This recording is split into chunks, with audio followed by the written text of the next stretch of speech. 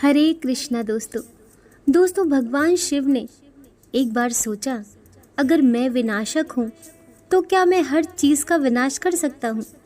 क्या मैं ब्रह्मा और विष्णु का विनाश भी कर सकता हूँ? क्या उन पर मेरी शक्तियाँ कारगर होंगी? जब भगवान शिव के मन में ये विचार आया तो भगवान ब्रह्मा और विष्णु समझ गए कि उनके मन में क्या चल रहा है। वे दोनों मुस्कुराने लगे। ब्रह्मा जी बोले, महादेव, आप अपनी शक्तियाँ मुझ पर क्यों नहीं आजमाते? मैं भी ये जानने के लिए उत्सुक हूँ कि आपकी शक्तियाँ मुझ पर कारगर हैं या नहीं। जब विष्णु भगवान ने भी हठ किया तो भगवान शिव ने सकुचाते हुए ब्रह्मा जी के ऊपर अपनी शक्तियों का प्रयोग कर दिया। देखते ही देखते ब्रह्मा जी जलकर भस्म हो गए। जैसे ही शिव जी ने अपनी शक्तियों का प्रयोग किया, ब्रह्मा जी जलकर गायब हो गए और उनकी जगह राख का एक छोटा सा ढेर लग गया। शिव जी चिंतित हो गए, ये मैंने क्या किया? अब इस विश्व का क्या होगा? भगवान विष्णु मुस्कुरा रहे थे। उनकी मुस्कान और भी चौड़ी हो गई जब उन्होंने शिव जी को पछताते हुए घुटनों के बल बैठते देखा। शिव जी पछताते हुए उस राख को मुट्ठी में लेने ही वाले थे कि उस राख में से ब्रह्मा जी पुनः प्रकट हो गए।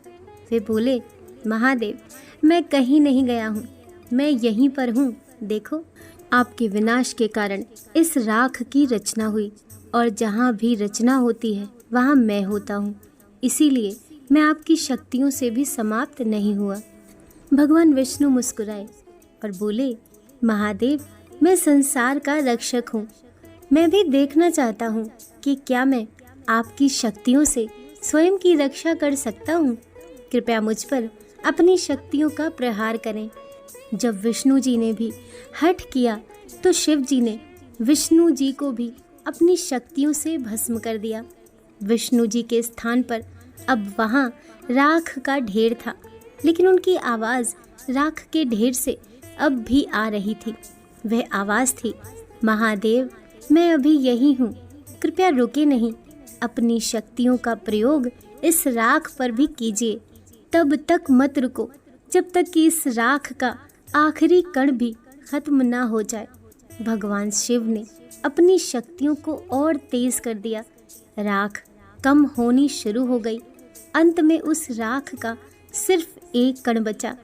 भगवान शिव ने सारी शक्तियां लगा दी, लेकिन उस कण को समाप्त नहीं कर पाए। भगवान विष्णु उस राख से पुनः प्रकट हो गए और ये सिद्ध कर दिया कि उन्हें भगवान शिव भी समाप्त नहीं कर सकते। भगवान शिव ने मन ही मन सोचा, मुझे विश्वास हो गया कि मैं ब्रह्मा और विष्णु को सीधे समाप्त नहीं कर सकता, लेकिन अगर मैं स्वयं का विनाश कर लूं तो वे भी समाप्त हो जाएंगे, क्योंकि अगर मैं नहीं रहूँगा तो विनाश संभव नहीं होगा और बिना विनाश की रचना कैसी?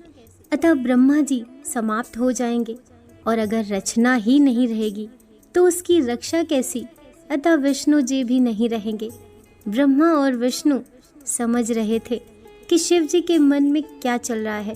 वे दोनों मुस्कुराए। भगवान शिव ने स्वयं का विनाश कर लिया और जैसा वे सोच रहे थे वैसा ही हुआ। जैसे ही वे जलकर राख में तब्दील हुए, ब्रह्मा और विष्णु भी राख में बदल गए। कुछ समय के बाद सब कुछ अंधकारमय हो गया। वहाँ उन तीनों देवों की राख के सिवाय कुछ नहीं था। उसी राख के ढेर से एक आवाज़ आई, मैं ब्रह्मा हूँ, मैं देख सकता हूँ कि यहाँ राख की रचना हुई है और जहाँ रचना होती है वहाँ मैं होता हूँ।